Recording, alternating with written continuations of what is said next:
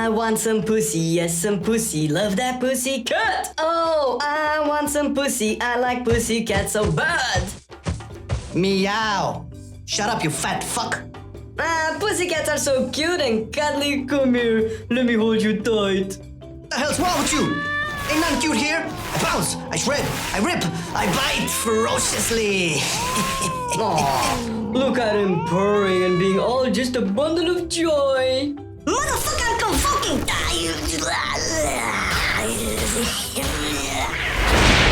Well now, I guess you never used the litter, eh?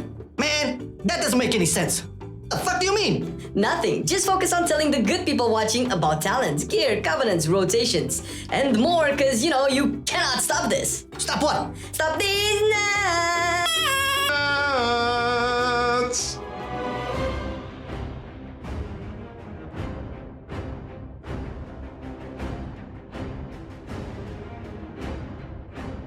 Hey, really quick before we start. Just wanted to let you know that we have a great WoW podcast too. And we really dive in deep into all these specs with lots of theory crafters from the class Discords and Mythic players and all of that. So after watching the video, you can check it out. Link is in the description.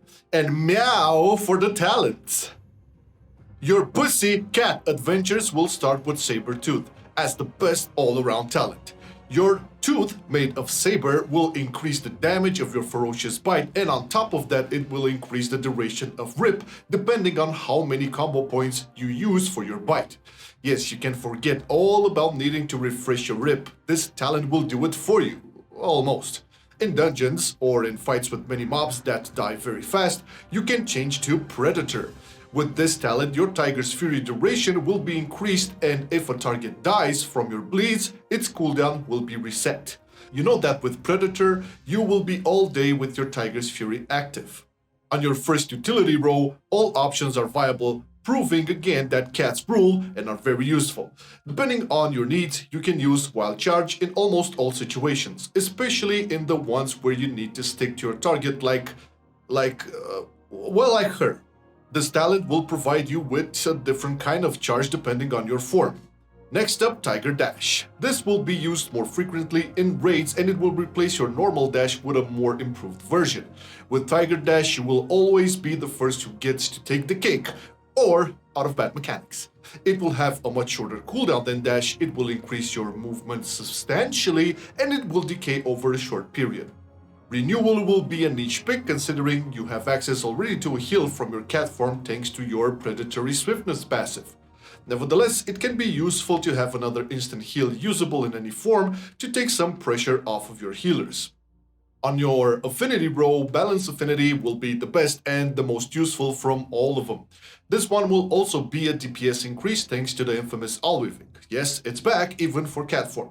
Or because of the range it provides, hitting mobs further away which you normally wouldn't.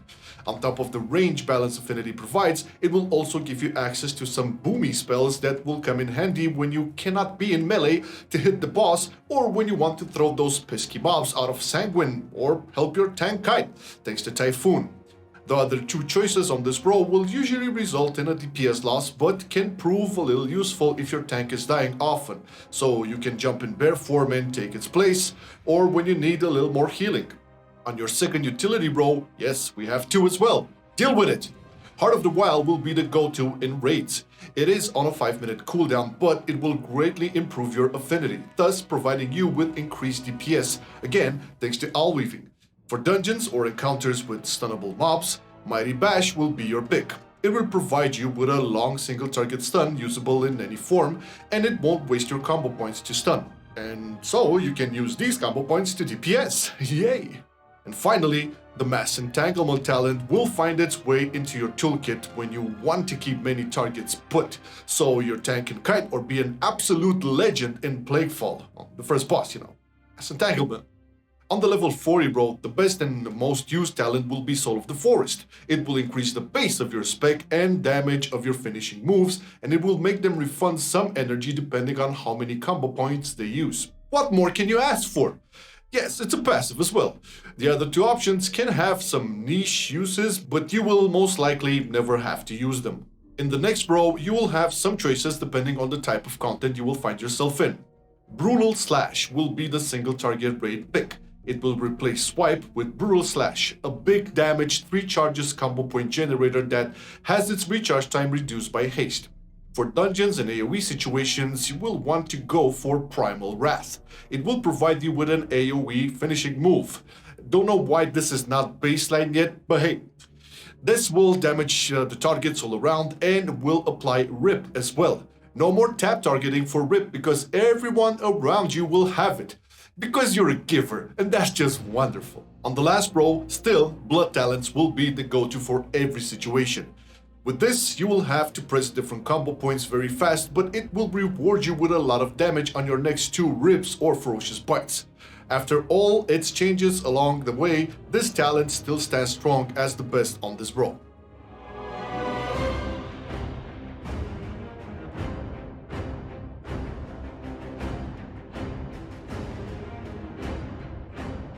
We know you want your kitty cat to be the best tiger in town, but the best way to do that will be to sim it.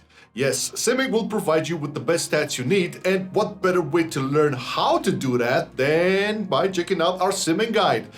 But of course, after watching this one, because we will provide you with some stats to start jungle cat adventures with. So, you will want agility. Yes, get your feline all the agility you can find, so higher item level will always be better. If you have many high eye level items to choose from, then take crit as the next most important stat. Follow it up with mastery, and lastly, versatility and haste as the least desired stats. For the weapon, get the Celestial Guidance enchant and you won't go wrong regardless if you are doing dungeons or raids. Now, if you master the spec and feel you need more single target damage, then go for the Sinful Revelation enchant. Use the Eternal Stats enchant on your chest and you will be rewarded with extra stats, and they will work in every situation, especially in high-level content. And speaking of high-level content, don't forget your temporary buff from the Heavy Desolate Armor kit, because you cannot go wrong with some extra stamina. On your boots, yes, you will be the puss in the boots of WoW. Yeah, you will need Eternal Agility enchant on them. For your cape, use the Fortified Avoidance enchant and it will provide you with some AoE spell resistance. Again, best in high-level content, but you can probably go for any of them if you don't want to bother with that level. You're a deadly cat, and you will need the Deadly Jewel cluster in all the sockets. And the Tenet of Critical Strike enchant on the rings. For crit is best, remember? We talked about this. In terms of flasks, still, Spectral Flask of Power will be the best choice for what flask you need, no changes here whatsoever. And also use the Spectral Potion of Agility for every situation. You won't need anything else. Agility and only agility. For your weapon temporary enchant, no oils, just the Shaded Sharpening Stone and Shaded Waystone. These will provide you with the extra and much needed attack power for every type of content. Feed your kitty cat with the Feast of Gluttonous Hedonism, because this will be the best thing, because agility. And if for some reason you cannot get a feast, being a bum like me, cats in WoW eat Spine Fiend Souffle and fries for that extra crit you can get.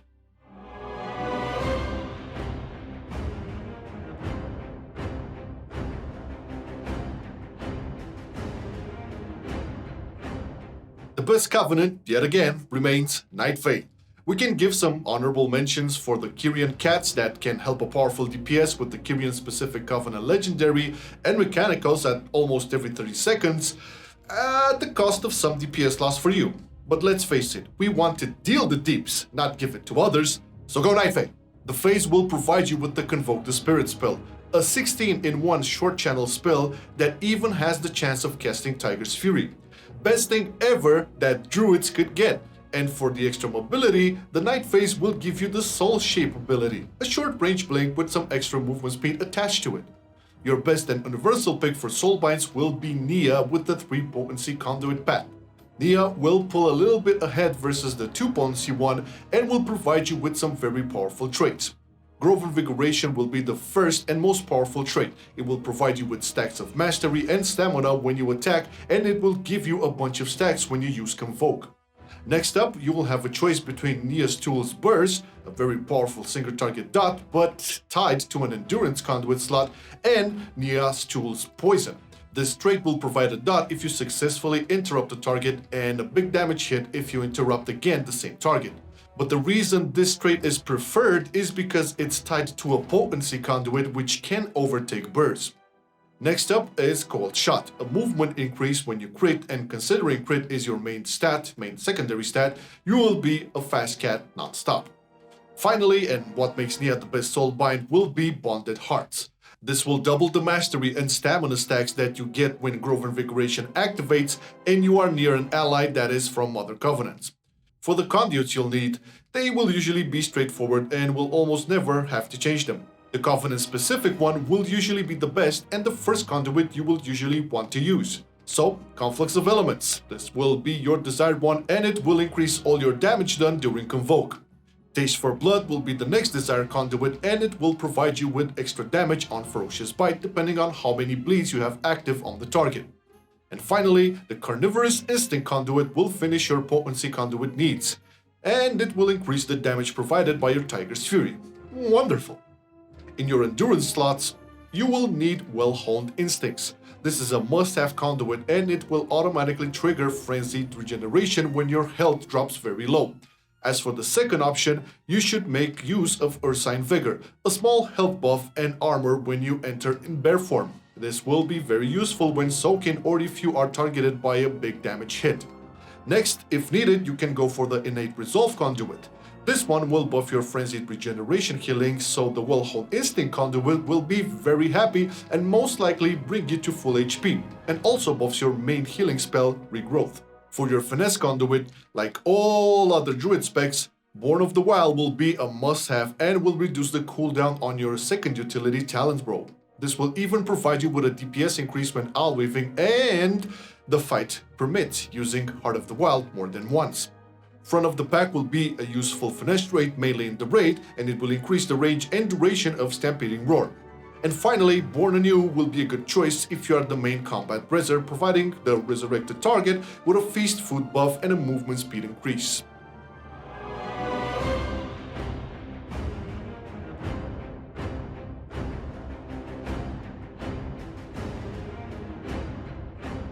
For your trinket slots, you will have some pretty interesting choices. The raid will provide you with Titanic Ocular Gland from the second boss, and it will be a double-edged trinket that will provide you with secondary stats depending on your highest rating one. Usually, this will mean more crit, but if you fall under 50% HP, this trinket will reduce your highest rating stats, so be careful to not fall often under 50% HP. Salvage Fusion Amplifier will be another very powerful trinket dropped by the Guardian boss. It will give your attacks a high chance to do extra damage on a 1.5 minute cooldown. And very close to the Salvage Trinket, and a passive one, will be the Canter of Endless Howling. This trinket provides you with your best secondary stat, crit, and will have a chance to proc some extra agility. From the dungeon scene, go for the Phial of Putrefaction from the Plaguefall dungeon. Yes, still one of the best trinkets you will find. Also, Inscrutable Quantum Device from the Other Side dungeon will be the best trinket if you don't have the weapon from the 9 boss. And finally, the Nut Sack of Terror, even on its normal version, will outmatch a lot of trinkets, so if you can do some Tazavesh, go for it. For your needed domination set in this patch, you will use the Chaos Bane Unholy set paired up with 2 damage domination sockets, Core and Beck. We forgot to mention that this set would only work in the Raid, the Maw, and Torghast. So for dungeons, you will have to use the 3 damage shards, Core, Beck, and Nuts. This, plus Tell, a very powerful defensive socket because of your high crit chance, and Zed, the shard that provides DPS if you heal yourself or others. Your most desired and best all-around legendary will be Celestial Spirits. Yes, you will need to be Night Fae in order to use this. Build this legendary on your legs to make your Convoke spell a 1 minute cooldown with a 3-second channel and a higher chance to use your most powerful spell Feral Frenzy during it. For single target situations and non-Night Fae, you can use the Draught of the Deep Focus legendary.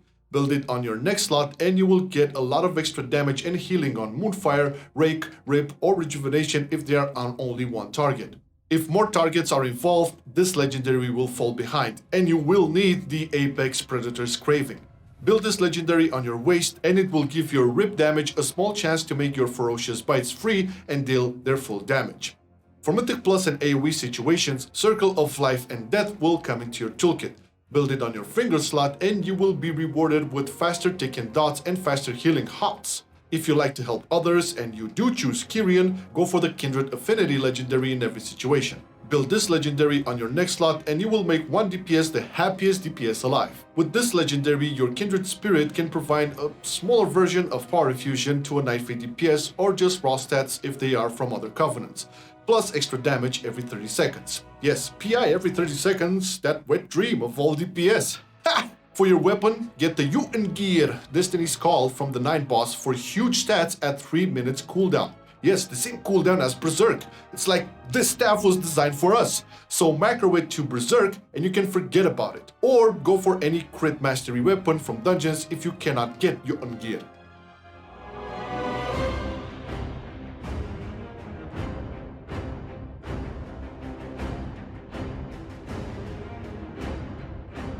Alright, now for the rotation, openers, and priorities. So your opener for single target will start you with entering stealth first of all.